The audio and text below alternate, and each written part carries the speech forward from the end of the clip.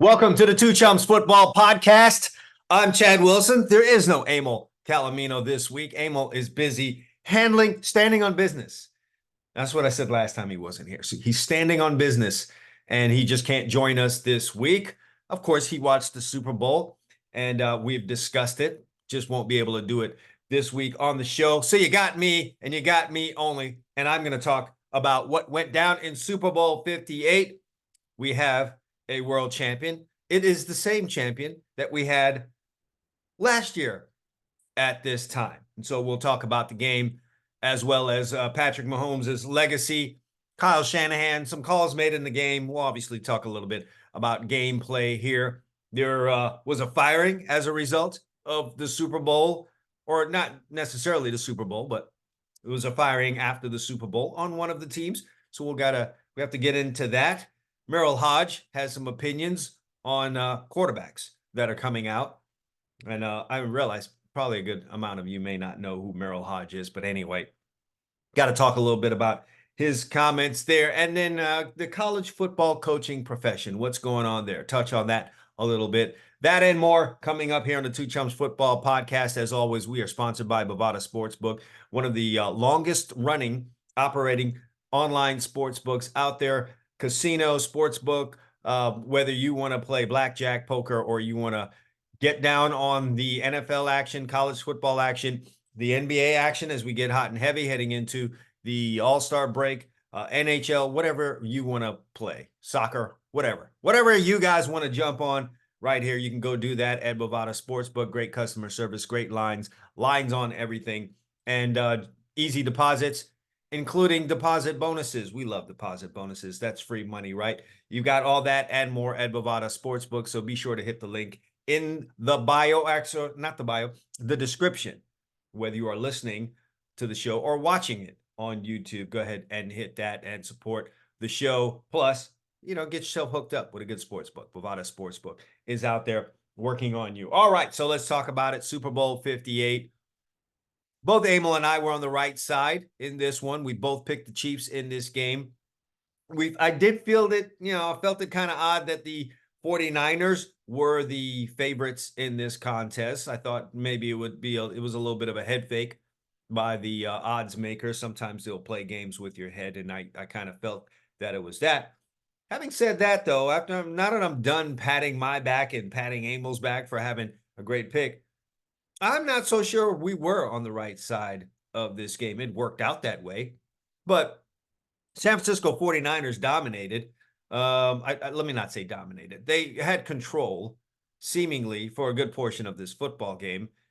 However, when you leave it all in the hands of a guy like Patrick Mahomes, and we've seen guys like this in the NFL before, the type of guys you cannot leave the game in the balance and give them the ball near the end of the game or at the end of the game, or you will pay for it. When you leave it like that in the hands of this, I can't even find a word to describe Patrick Mahomes right now, but when you leave the ball in the hands of a guy that can get the job done at the end of the game, well, then that guy gets the job done at the end of the game, and that's exactly what happened here.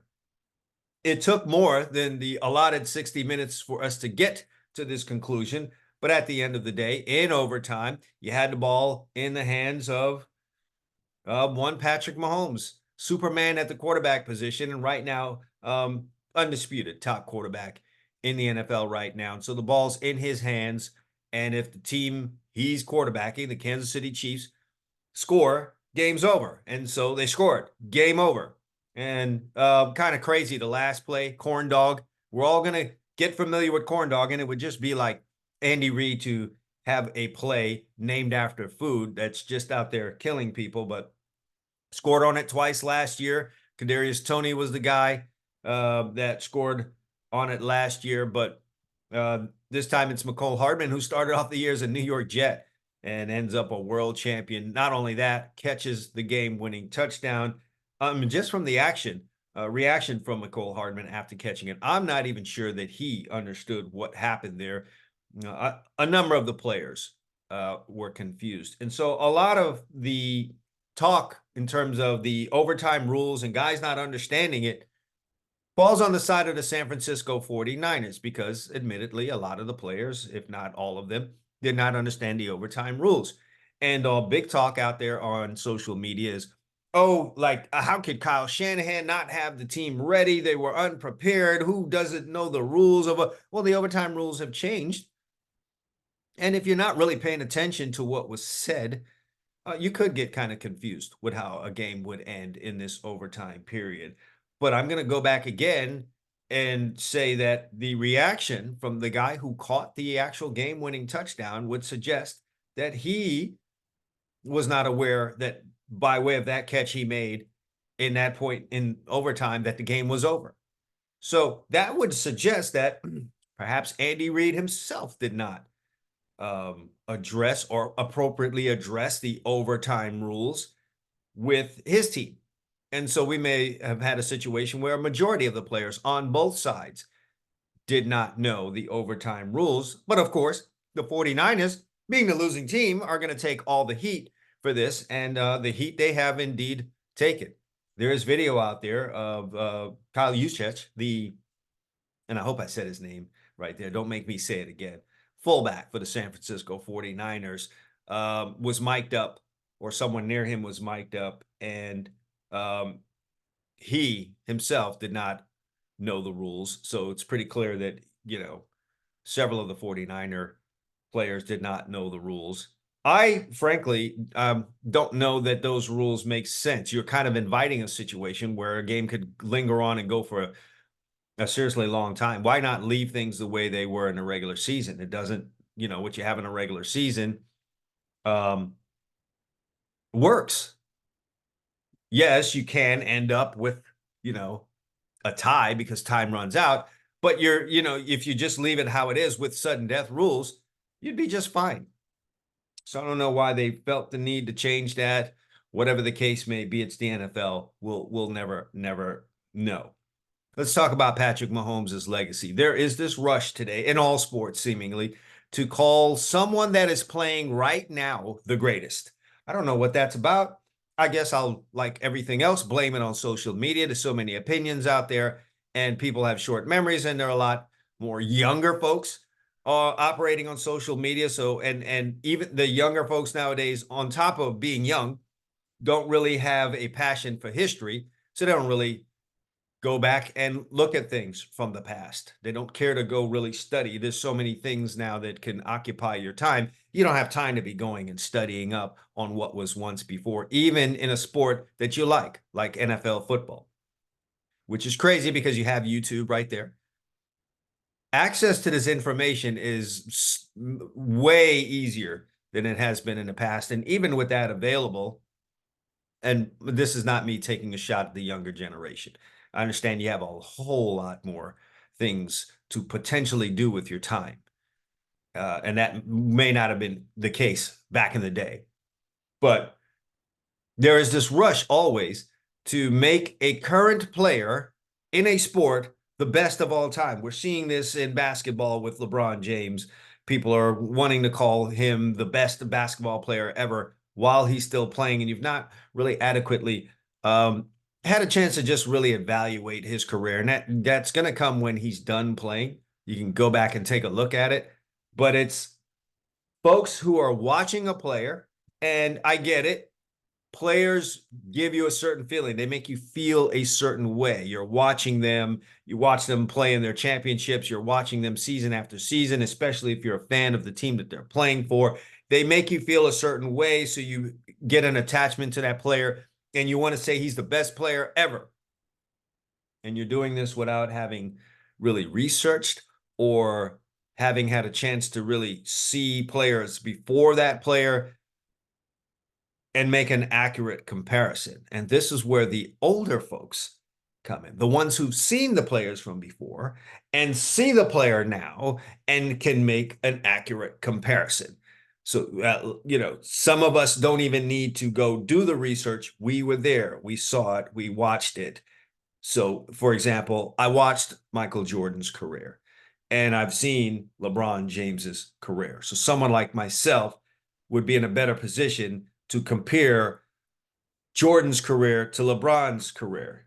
The younger crowd are quick to call the Jordanites old heads.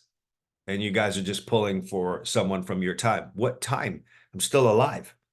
The Jordan people are still alive, unless you're talking to the dead. So they saw Jordan and they saw LeBron James. Of course, there's always biases in sports. Bringing this back to Patrick Mahomes, people are ready to call him already the best quarterback in NFL history. How are we doing this? By no means am I going to take anything away from what Patrick Mahomes has been able to do. He's in rare territory with 3 Super Bowl wins and definitely with 3 Super Bowl MVP trophies. I would say now more than ever in this game, we seem to uphold, put on a pedestal quarterbacks. And again, Patrick Mahomes is the best of the best right now. But it's become easier now for a quarterback to be called the Super Bowl MVP because everything kind of runs through the quarterback. And, there's much more attention paid to quarterbacks. And seemingly, we want to toss the attention in their direction a whole lot more than we have in the past because that's just good for business. The NFL has learned that you can really advance the game, make more money, and keep the revenue engine going if you really hype players, in particular quarterbacks. And so, yeah, I would say probably for the Kansas City Chiefs, if you're not going to give an entire unit the MVP, which would have been the Kansas City Chiefs' defense, I would have definitely have done that. Then you're going to have to go with the quarterback, and it's Patrick Mahomes. And in all fairness, he threw for 300 plus yards and led them on that final drive for a touchdown. He was worthy of that. I'd have to go back and think of the other 2 Super Bowls and exactly how he played there and who else, did some things in that game. Nevertheless, he is in rare territory. We are not in position to have him supplant Tom Brady. Tom Brady won 7 Super Bowls. 7. He won Super Bowls with 2 teams.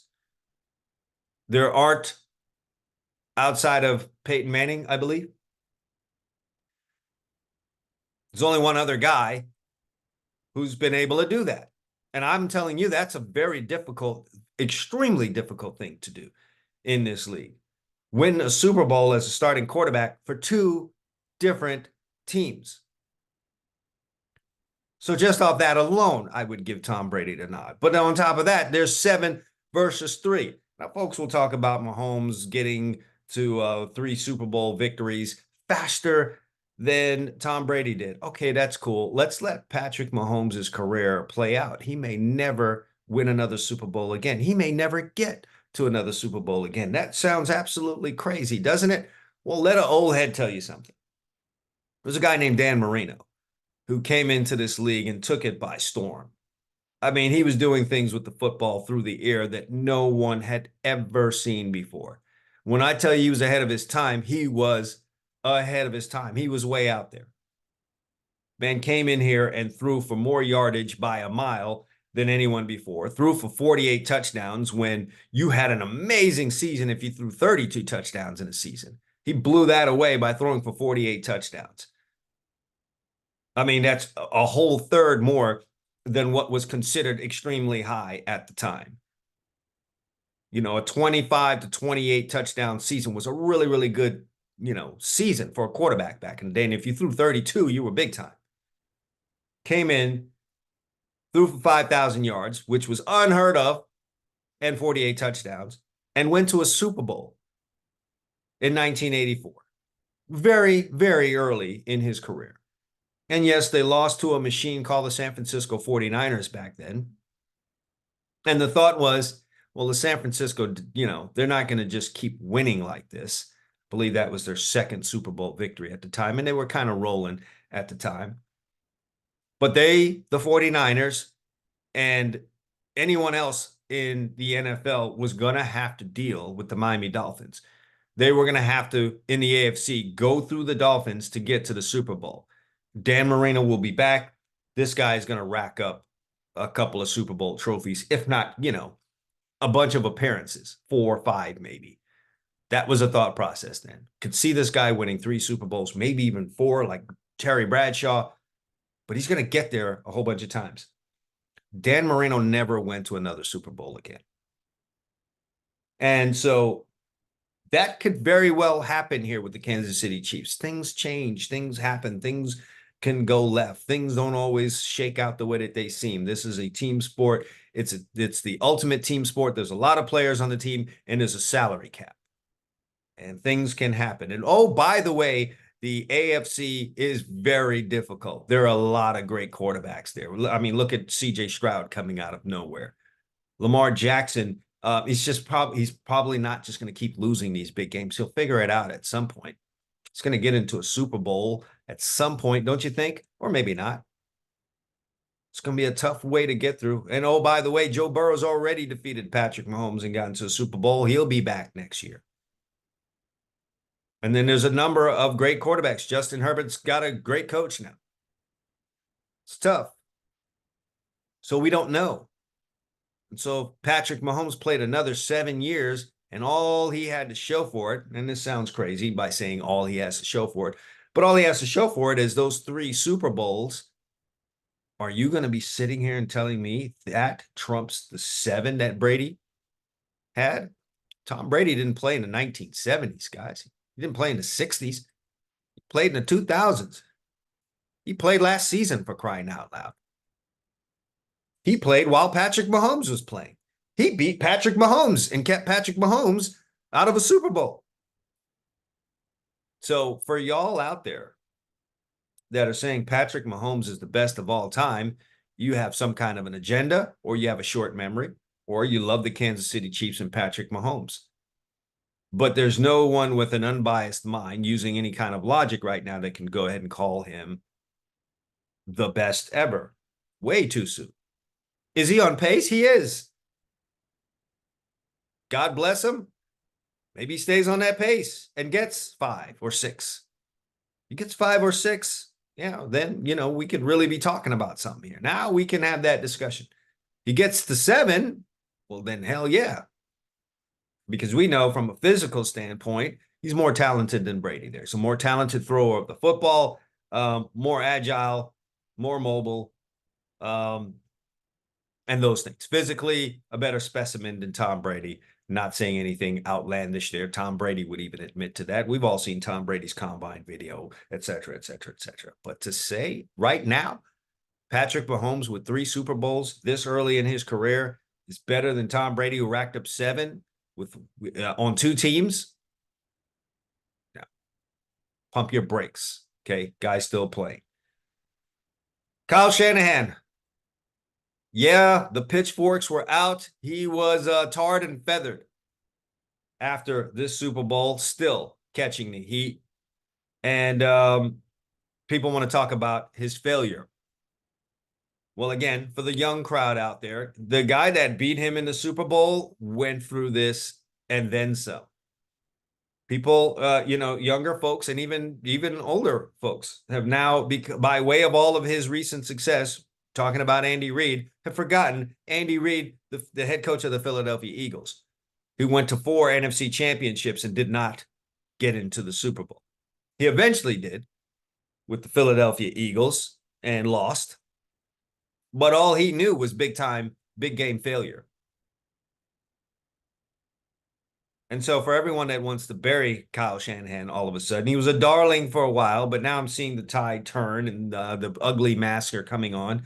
Calm down. Kyle Shanahan is a good football coach. Did he have some things? Did he do some things in this Super Bowl and maybe in this postseason he'd love to have back? Sure. You think Andy Reid didn't? He had a bunch of those things while he was with the Philadelphia Eagles. Tweaked some things, learned some things, ended up with the Kansas City Chiefs, got himself a quarterback and a guy that bought in Patrick Mahomes, not only just physically talented, but bought in. And now he has 3 Super Bowl wins, and everyone has forgotten. The very same thing can happen for Kyle Shanahan, folks. So that's another place where I can tell people out there on social media land, pump your brakes. Kyle Shanahan's a good football coach, comes from a good pedigree, diligent, has a good offensive system, knows what he wants, and he's probably has a good chance of getting back there again. Whether or not he wins, we'll see. Sometimes it works like that in the NFL. With that said, I don't know if I'm buying what he said about the overtime. I think maybe perhaps he wasn't entirely up on the overtime rules. I think the smart move to make, the move that I think he would make if he totally understood, was to kick that ball off. Give the ball to the Kansas City Chiefs after winning the toss and put them on the field first. Your defense was doing a good job. I mean, at the end of 60 minutes, you held down the Chiefs to 19 points, and the Chiefs had to work for that. Kick the football, pin them deep, have them start at the 25 and see if they could drive the length of the field for a touchdown. If they do not, and they have to punt or even kick a field goal, now you get the ball and you have the opportunity to end the game the way the Chiefs did. Now, he said he would like that third possession.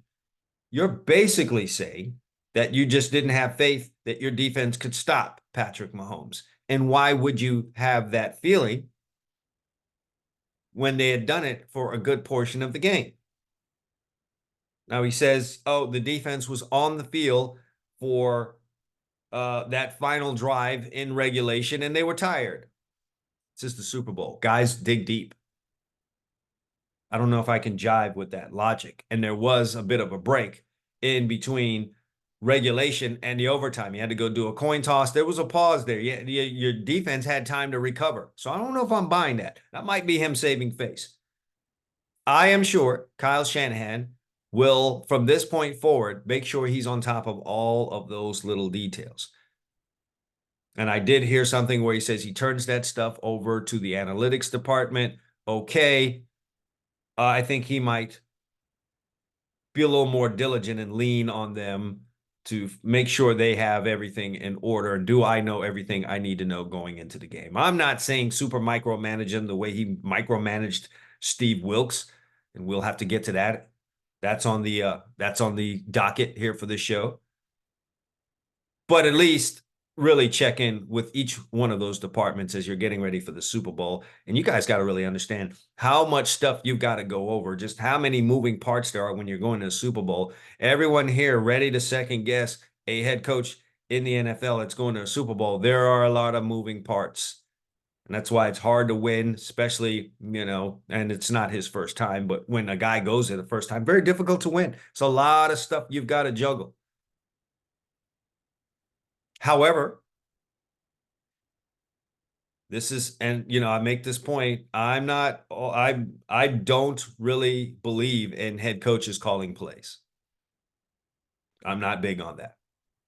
And I know I'm saying this with Andy Reid being a guy who calls his plays. I'm not sure that he's as involved in the game planning and all of that as he may have been in the past, but yes, he is a guy that calls plays. I'm aware that I'm saying that in the face of the Super Bowl winning coach being a guy who calls his own plays, but Andy Reid is long in the tooth, has a ton of experience.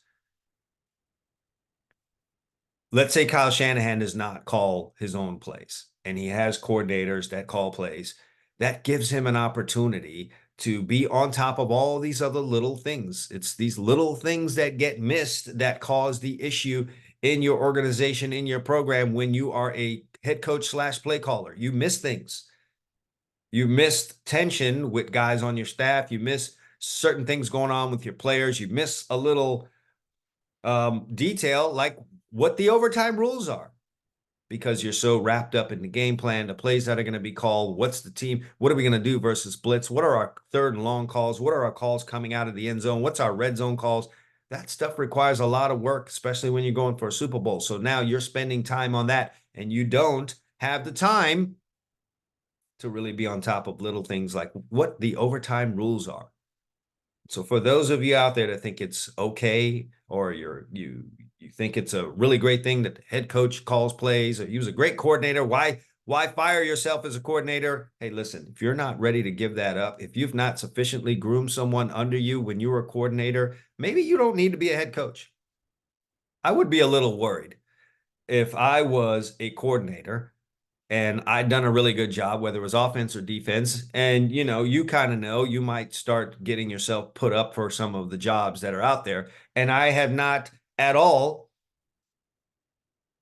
developed an understudy, someone that was interested and could run a defense or an offense for me if I took a head coaching job. I'd be concerned about that. I'd be concerned about becoming a head coach and not having someone to run the system that has made me successful. I'm a great play caller, do a good job with this. We have a great offense, and I might one day become a head coach, and I've got no one who knows enough about it to call plays, put together a game plan enough. You failed as a coordinator if you did that. Matter of fact, that might be one of the big things that I would ask as a general manager if I was looking to hire a hotshot coordinator as my head coach. Do you have an understudy?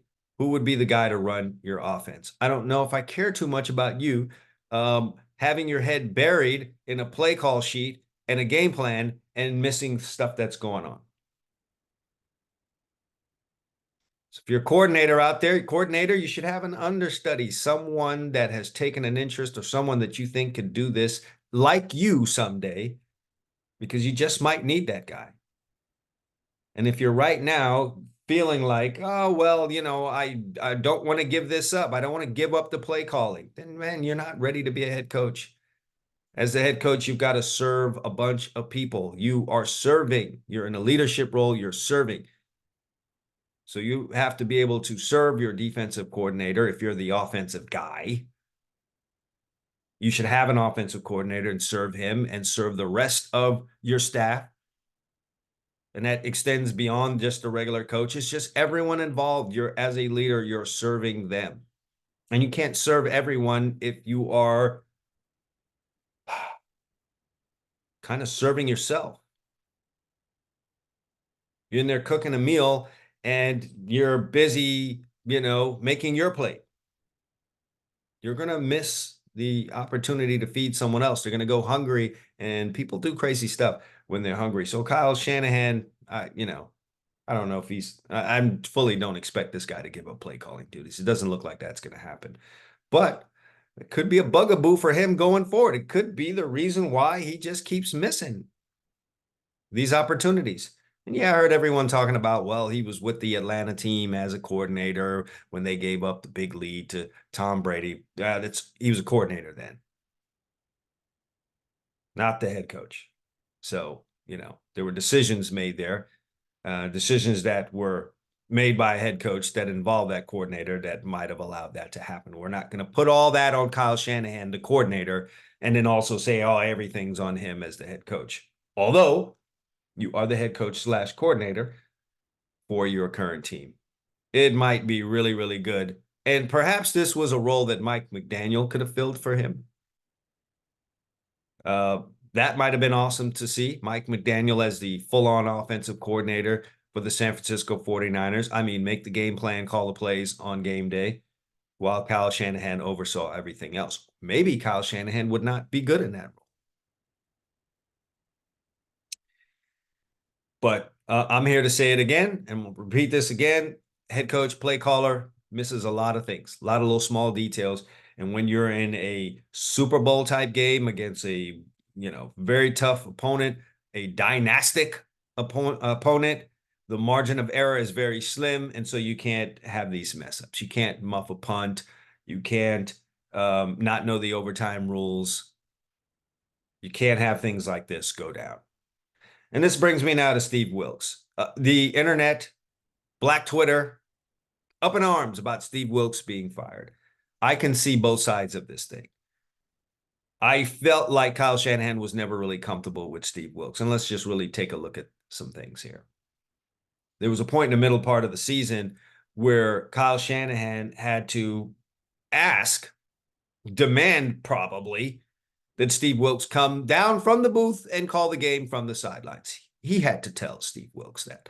Steve Wilks did not come to this conclusion himself.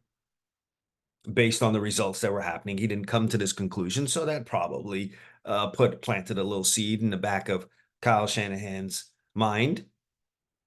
Why am I having to suggest this? I'm busy making my offensive game plan. Why am I having to suggest this?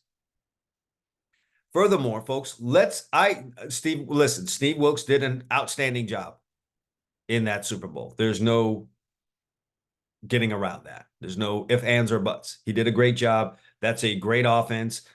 Despite what people think about the outside wide receivers, it's a great offense. Great running game. By and large, a good offensive line. A legendary quarterback that people want to call the best of all time, and a first ballot Hall of Fame tight end. It's a good offense. He held it in check and kept them to 19 points. In fact, the only touchdown that the Chiefs got in regulation was as a result of the botched punt. I don't want to say muff because that would suggest that the punt returner, Ray McLeod, mishandled a punt that came to him. No, it bounced off of a blocking player's foot. Just a whole calamity. Who do you blame? I don't know. Maybe Ray could have jumped on the ball, but he just tried to make a bad situation better, and it just got worse. Whatever. I'm not here to place any blame there. But, it gave the ball deep into San Francisco's territory. It gave it to the Chiefs deep into San Francisco's territory, and they went on and scored. That was the touchdown that they got. The great offense. You guys watched the Super Bowl. I'm not telling you anything you don't know. Andy Reid was being defeated, play caller versus play caller, by Steve Wilkes for the majority of the Super Bowl. So Steve Wilkes did a really good job in the Super Bowl. However, let's not get silly. Let's not forget the two playoff games that the San Francisco 49ers had, where they had to come from way behind against the Green Bay Packers and their young quarterback and young football team, and the Detroit Lions, who were well on their way to blowing out the 49ers at home, due in large part to a defense that could not stop Detroit in any way, shape, or form. Couldn't stop the run, couldn't stop the play action passes. They got beat on a 60-something yard reverse by a wide receiver. They just didn't look good defensively, and you can't sit here and tell me that they did. Now, Kyle Shanahan might have decided somewhere in them playoff games that he was going to fire Steve Wilkes. He'd already made his mind up. Listen, we had these issues earlier this year. Maybe this wasn't even my guy to begin with. I really, would love to have D'Amico Ryans here, but, he was a worthy candidate for a head coaching job, got it, did a great job. And so I've got to find another guy. And I found Steve Wilkes.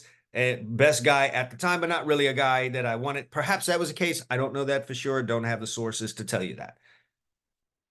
But they had this problem in the middle of the year, and you had some veteran players on the team saying some things and expressing some concern about Steve Wilkes.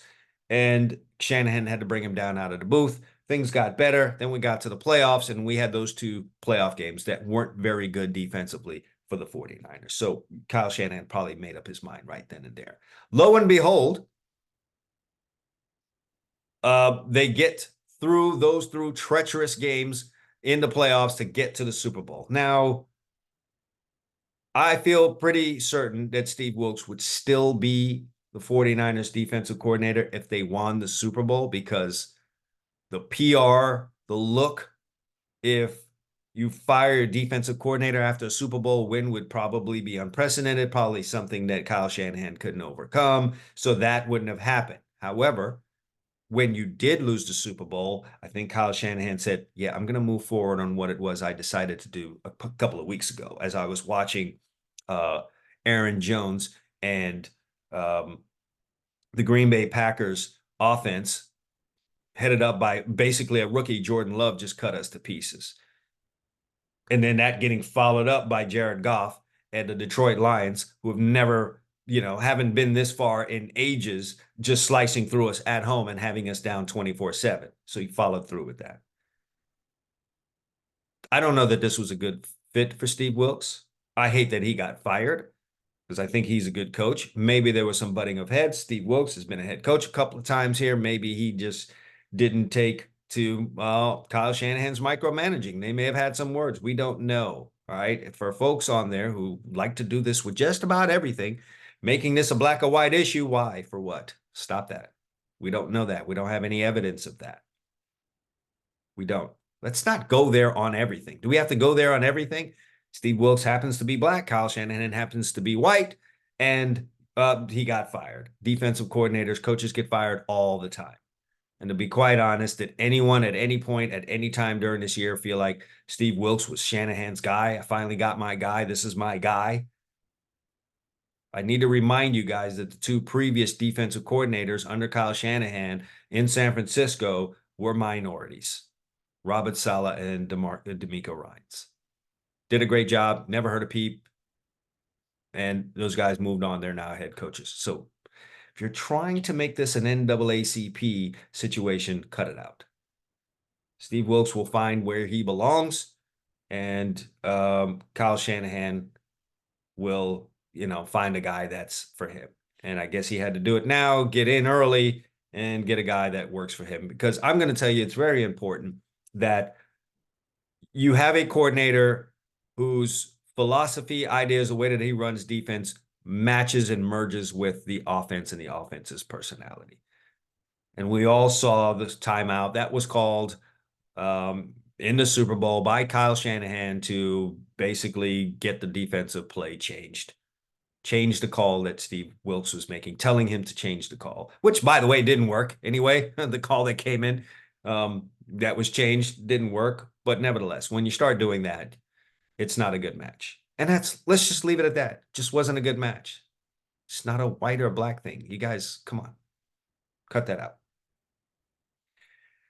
All right. Are we saying now that the Chiefs would be the odds-on favorite for next year?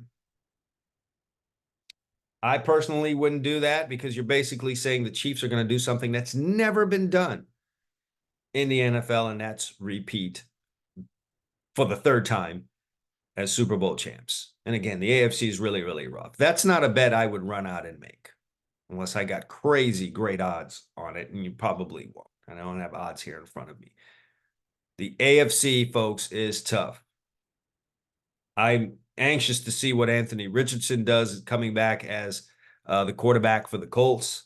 He looked good leaving out. A year on his belt. Sure, he didn't get all his snaps because he got injured, but just he'll feel more comfortable this year, even with missing half the season. Like I said, CJ Stroud is that. There's got to be a snapback season here for Trevor Lawrence. Joe Burrow's coming back. Lamar Jackson is still doing his thing.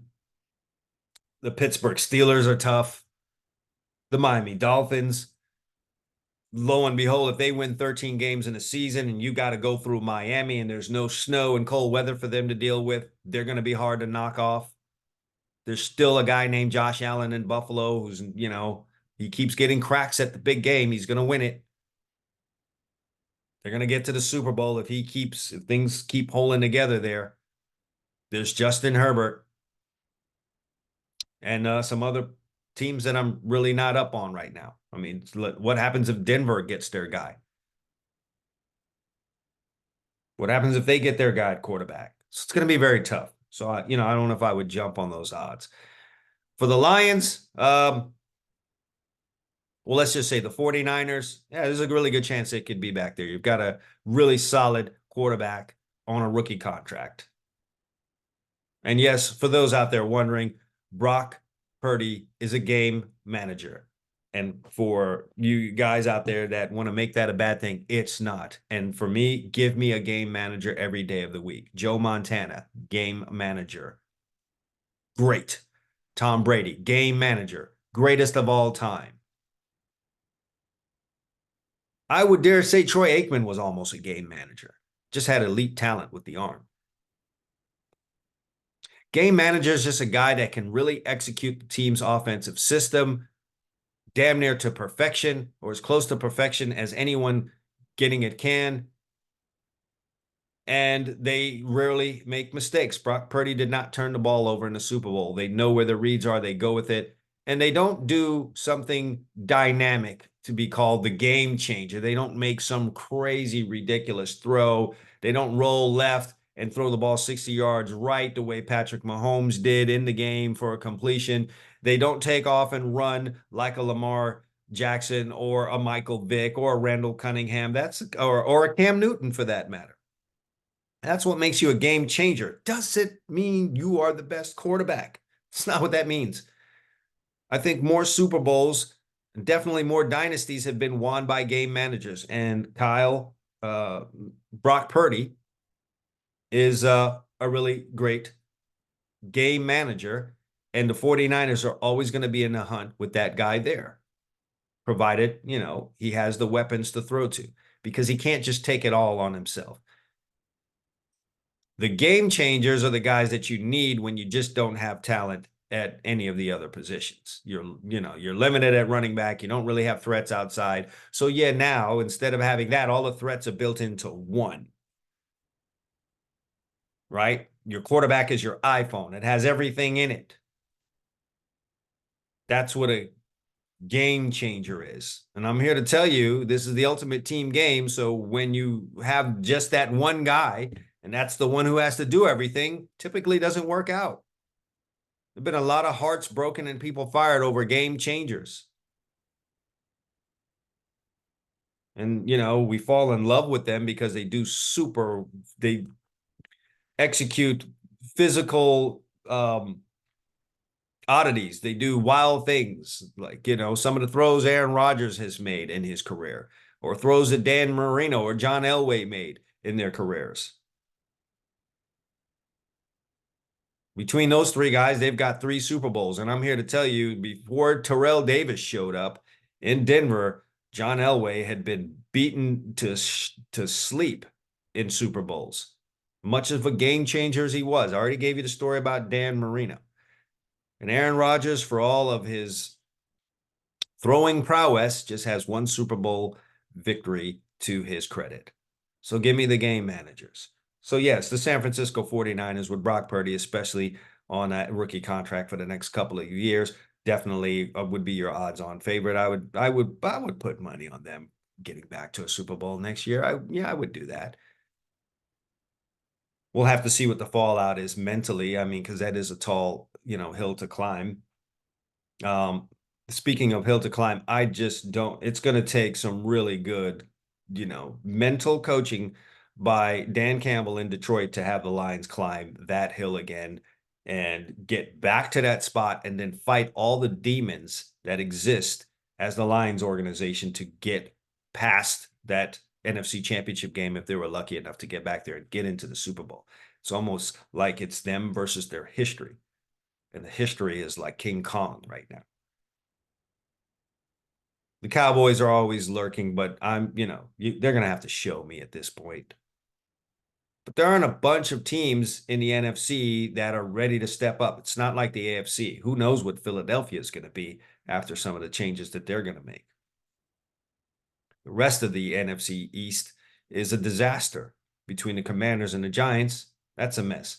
What's going on with the Vikings? We don't know. The Bears don't know who their quarterback is going to be. The Packers are looking good. Maybe there's someone, maybe they are a team that can make some noise coming forth. The Saints, the Falcons, the Panthers, the Buccaneers. I don't know. Buccaneers might have just had a nice little 1-year run. They're always going to, with what they have in their division, they're going to be hanging around. But do the Buccaneers strike fair in you? No. Cardinals are bottom feeders. Seattle Seahawks, we got to see what happens there with them. And the Rams are always a threat with Sean McVay back there and their ownership group. But nothing I said there scares you. So the 49ers definitely have a chance. All right. Merrill Hodge. I don't know how many of you know Merrill Hodge.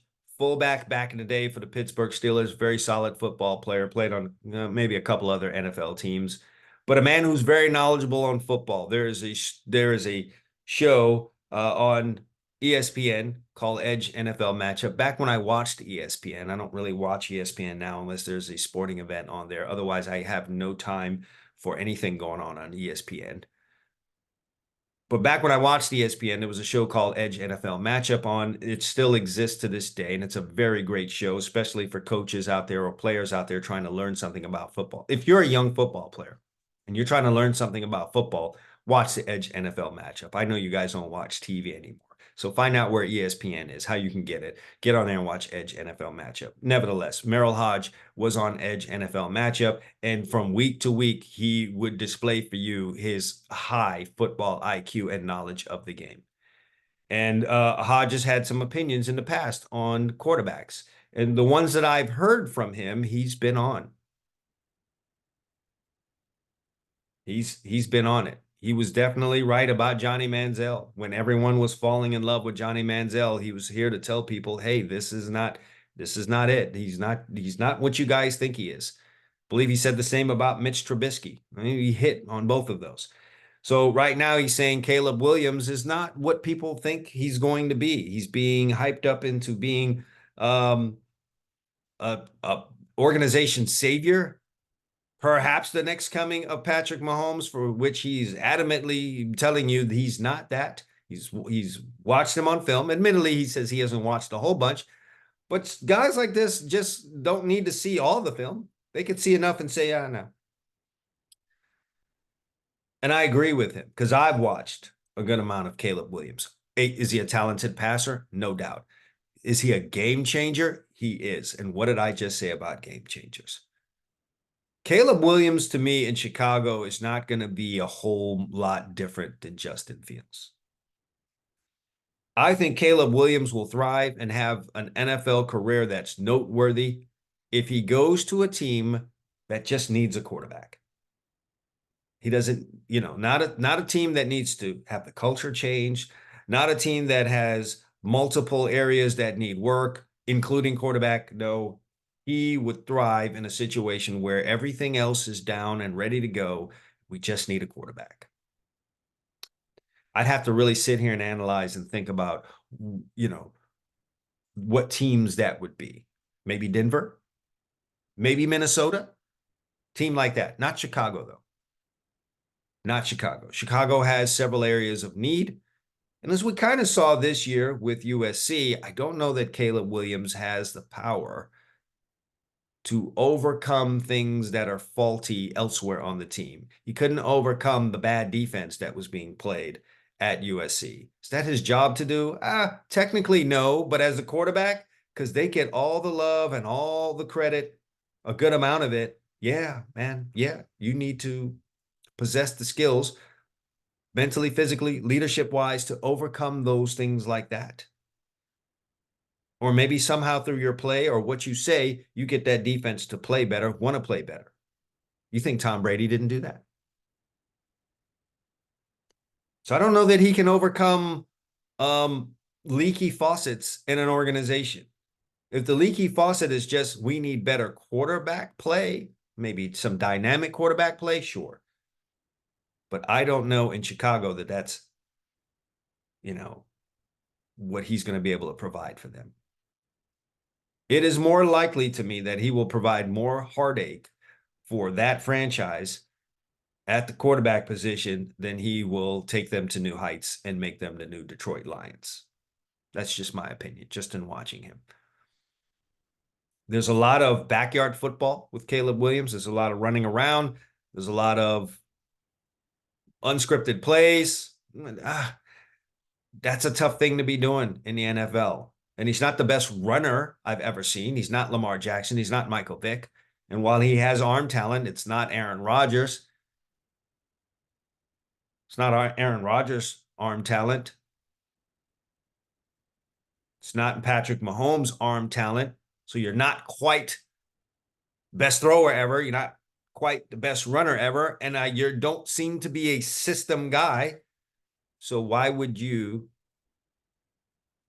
And no one can say blown away with leadership skills, not saying he's a bad leader, but there isn't anything noteworthy about his leadership. So what would be the catalyst to you taking the team there, especially with the amount of expectations that are going to be heaped on there? Me personally, who I think would do great in Chicago, who should probably be their guy? Some of y'all might not like this. J.J. McCarthy from Michigan. First of all, that's a guy from that region.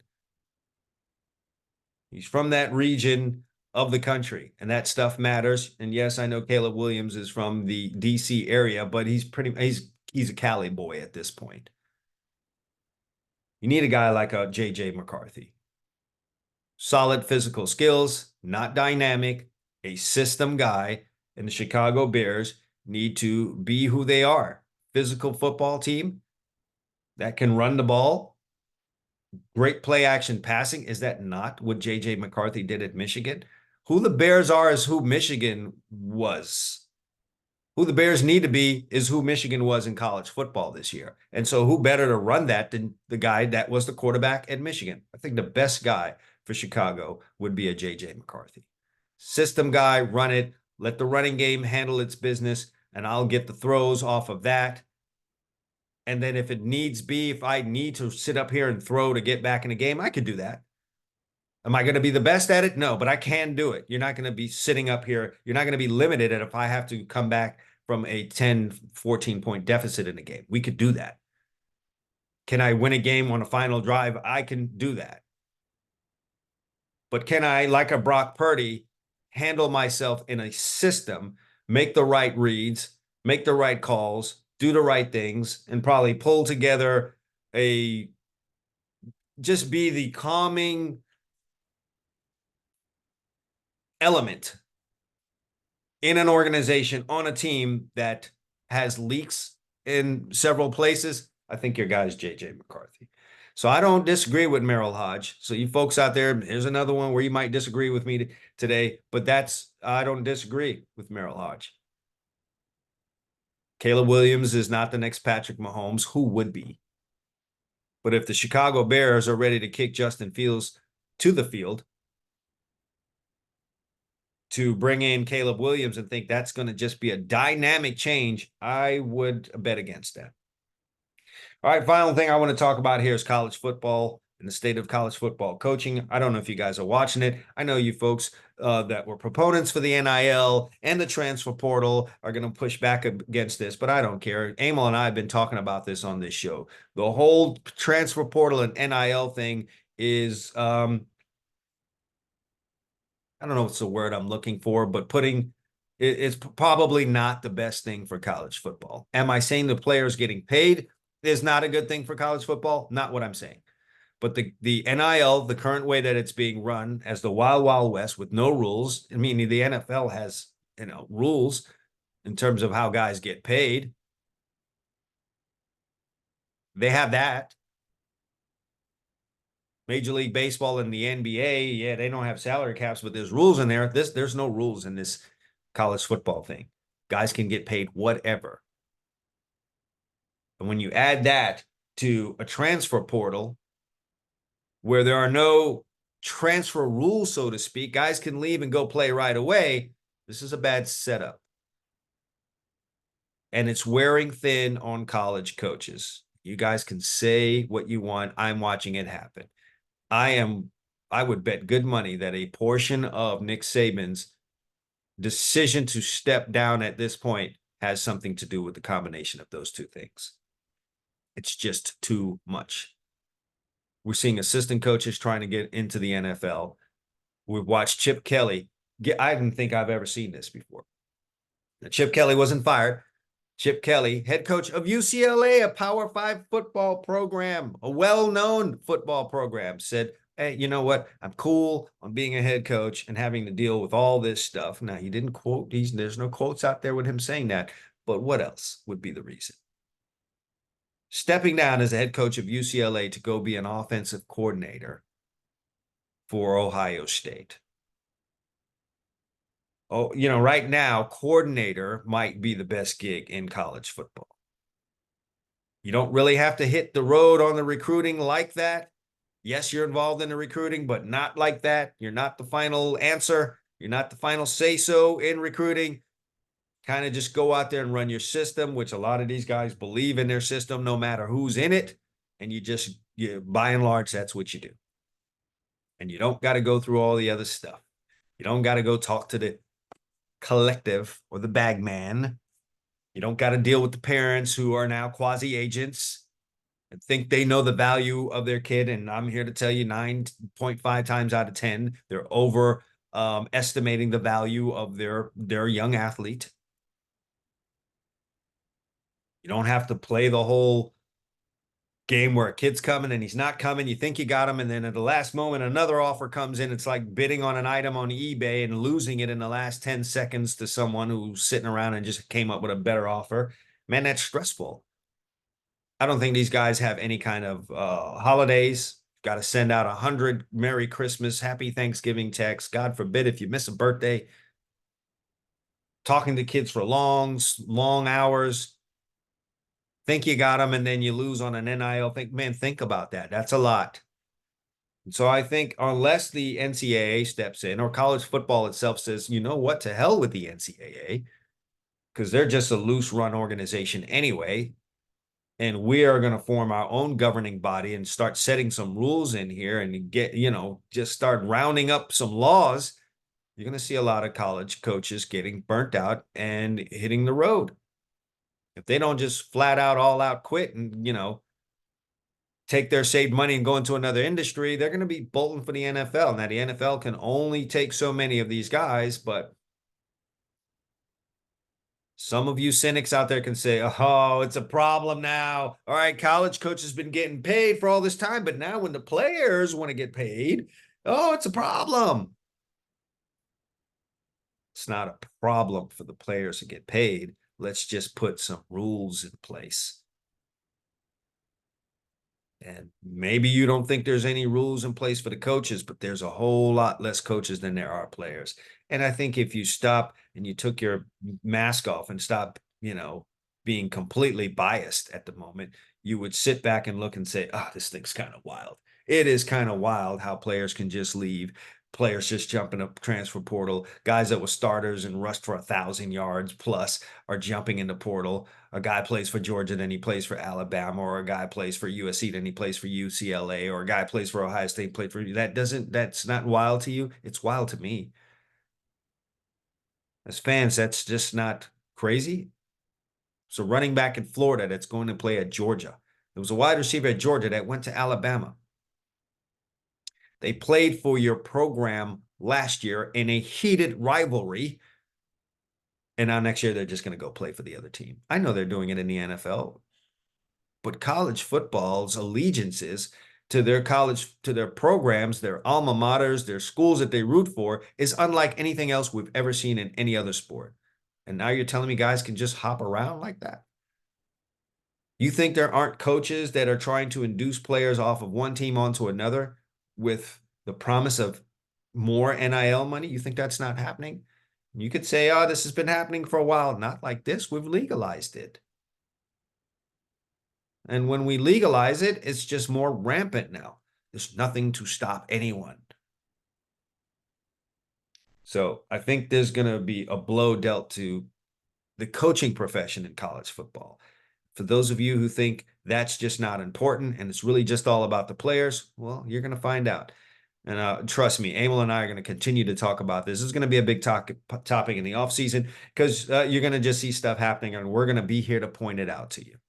All right, I'm going to wrap things up here. That's my time here on the show, flying solo this week on the Two Chumps Football Podcast. Emil will be back with me next week. We'll see what pops up on the radar. As always, we'll be on top of it and here to give you our opinions on it and summon your opinion on it. In fact, if you're watching this on YouTube, go ahead and use that comment section down below. Ask a question, drop a comment. Did you like what I said? Do you agree with what I said? Do you disagree with what I said? Most likely you did because, I had a couple hot takes on the show today. Use that comment section down there. Sound off. Would love you guys' feedback. Appreciate that. Also, if you haven't had a chance to subscribe to the channel here on YouTube, go ahead and do that right now. Hit the bell so you're notified the next time a Two Chumps Football Podcast comes out. And if you're listening to us on your streaming device, whether that's Anchor or, Apple Podcast or Spotify, whatever you're using to listen to this right now, go ahead and subscribe there as well. And if you want to email the show, cwilson@gridironstuds.com, cwilson@gridironstuds.com, and feel free to drop your opinion or question there. All right, I'm going to head on out of here. And until next week, You guys enjoy your time. Enjoy your first weekend without football. That's so sad. That's so sad. Well, we'll see you guys next week here on the Two Chumps Football Podcast.